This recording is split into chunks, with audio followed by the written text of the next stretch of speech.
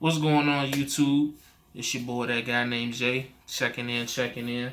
Um, Late night video, man, at the house. Currently in the middle of my Christmas break. We had uh, not Friday, excuse me, Saturday, Sunday. So yesterday, today, and then we'll have Monday and Tuesday off as well. Um, so that's how that's gonna go. Just get a little timestamp. Um, Wanted to do a video right quick and talk about some things, man. I hope that this quality of video is better than the previous that I've done in this room. This room has very poor lighting because this is the den or the sunroom. Got like 7 windows in here, so this is more so the room where you let the sun shine through. This one light here is trash, but so hopefully the visual is okay. But I really don't care about visuals more so than I care about the quality of content that I'm speaking on. All right. So what I want to talk about. So I was having a conversation with my wife a little earlier. We was watching the Seahawks versus the Chiefs, and it's so interesting. I'm gonna try to make a long story less long. We were just talking about how when I played football in high school, um, I really didn't want to play football. You know what I mean? Like my whole thing was just everybody kept telling me, "Oh, you big," because I've always been big my whole life, or bigger than average. Um, Everybody's like, "Oh, you big, you should play football." Da, da, da, da. So I just, I bit into it and was like, "Okay, cool, let's do it." Which I enjoyed it. I enjoyed the popularity. I enjoyed the camaraderie that came with playing football. Made some friends that are still friends to this day. Maybe not close friends, but friends nonetheless. But it really wasn't what I wanted to do. I don't know what I wanted to do at that time, but football just wasn't at the top of the list. Was probably why I didn't take it as serious as I should have. But it just made me start to think, like, throughout the course of my life, how pretty much, like, I've never really done what I wanted to. I've always done what others thought was best for me until I came into trucking, right? Trucking was the one thing that everybody, with the exception of my wife, told me I was stupid for doing it. I shouldn't do it because nobody really understood it. Nobody knew it in my family, my immediate family, that is. Nobody really knew what it was about. So it was the first thing. It was almost at first it was almost like a rebellion type of thing because it's just like, man, I'm going against the grain. I'm going against the flow of things. I'm not going to be like everybody else. I'm going to finally be different. So that got me thinking about what I want to talk about tonight, which is why I originally came into trucking and where not that's not the subject that this the where well, excuse me. I want to start off why I wanted to come into trucking and to get to the title where I feel like I messed up my trucking career. Okay. So let's go back to why I came into trucking. I came into trucking to change my family's life. Period.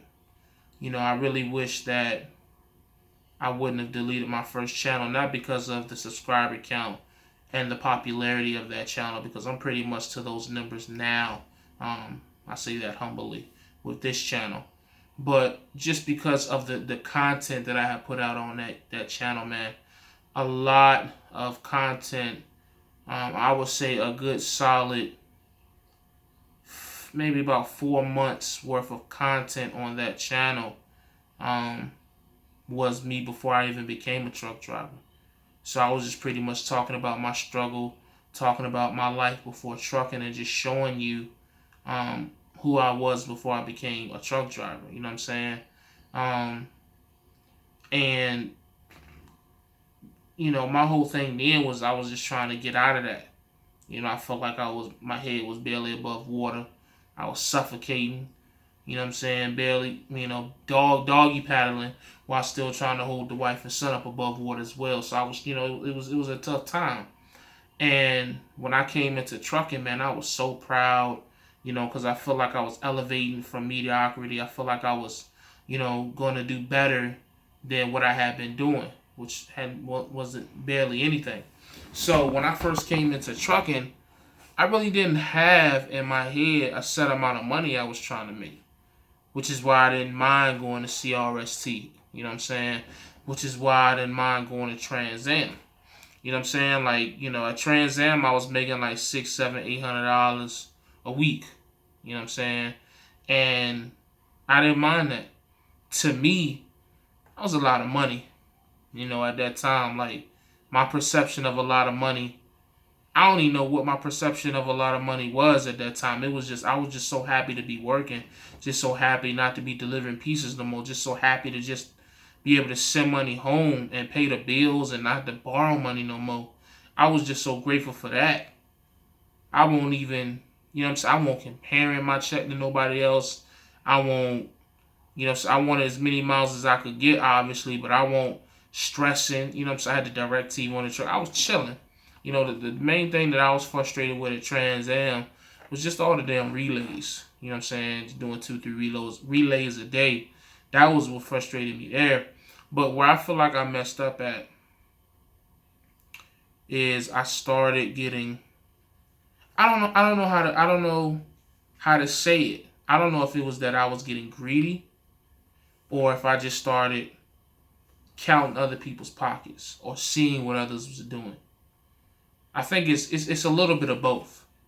You know what I'm saying?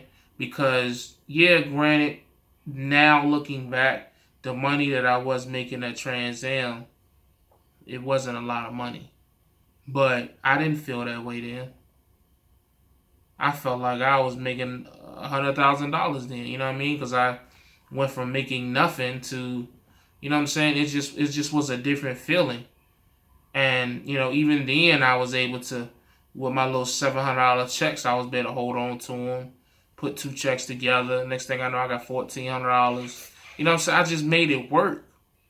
And it's just like somewhere down the line, I just got so caught up in what everybody else was doing that I stopped appreciating what I had already.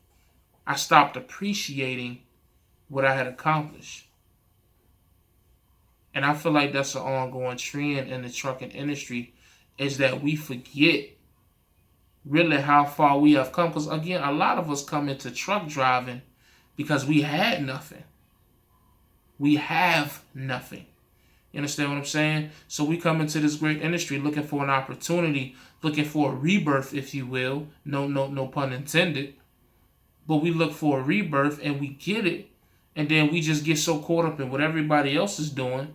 We get ungrateful. We get greedy. We don't appreciate what we have done.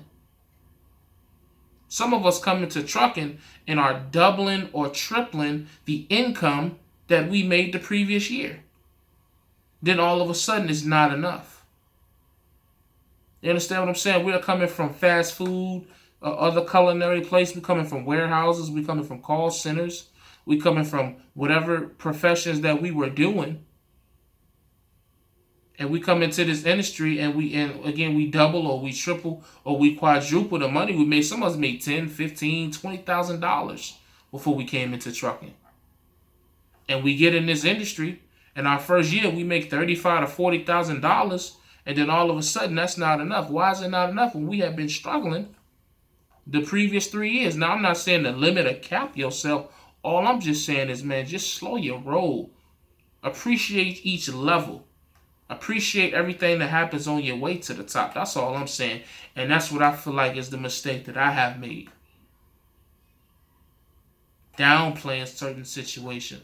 Downplaying Trans Am. Downplaying Abilene.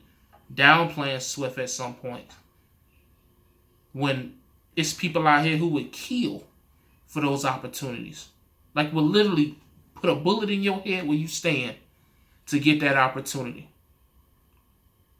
And all I'm saying, man, my message in this video is simple. As I've been home these last 3 weeks and I've been reevaluating my decisions that I've made over the last 3 years, I've been meditating, I've been working on myself mentally, physically, and everything in between. My message is simple, man. Don't underappreciate what you've done. Be grateful for where you are, because I promise you there's 10 people lined up to who want to be where you at. I understand you got bigger dreams, you got bigger aspirations, you want to eventually be better than where you are, and I understand that that's respectable, that's commendable, but at the same time you got to understand that it takes time. And there's levels to this. You understand? Like, until you perfect your level, until you appreciate your level, you ain't going nowhere. If you just on a quick, trying to get that quick come up, that quick money, that quick, you gonna fall. As quick as it come in, as quick as it leaves out. You know what I'm saying? For all my Christian or religious-based subscribers, God ain't gonna bless you with nothing more until you appreciate what you got. It's just that simple. And I feel like it's a lot of people out here in this industry who don't appreciate, and I was one of them, I am one of them, who don't appreciate the situation they got making $1,200 a week or $1,000 a week. Well, some people ain't even making $1,000 a month. You know what I'm saying? Some owner-operators out here at mega carriers making $2,000 a month, or excuse me, $2,000 a week. But because this owner-operator Landstar is making $7,000 a week, they don't appreciate their $2,000. That's insanity. That's madness. You can't do that because you'll never be happy doing shit like that. Watching everybody else and then down in your situation. Don't do that, man. That's all I'm saying. That's my message. I hope it hit home to somebody. For people coming into the truck industry, because I got a lot of people back here at home in the 757 who are now starting to watch my videos because they're trying to get their CDL. I don't care what nobody say to you. Whatever situation you get into, appreciate it. I'm not saying stay there forever. I'm not saying that, all I'm saying is appreciate it while you're there. Don't put yourself in that situation where you become that person who isn't appreciative of the situations and opportunities that are given to them. Because the more you underappreciate them and then just downplay them, the less opportunities you'll get after that. You know what I mean? That's all I'm saying, man. That's my message. I hope that reached somebody. I hope don't nobody think that's just a cliche shit. That's what I feel from the heart. That's why I feel like I went wrong in my trucking career, where I stopped appreciating where I came from, where I stopped appreciating the opportunities that I had, and I started watching everybody else shit, comparing my situation to everybody else, and my situation just fine. So, do with that as you will, man. But as always, stay safe, stay positive, stay productive.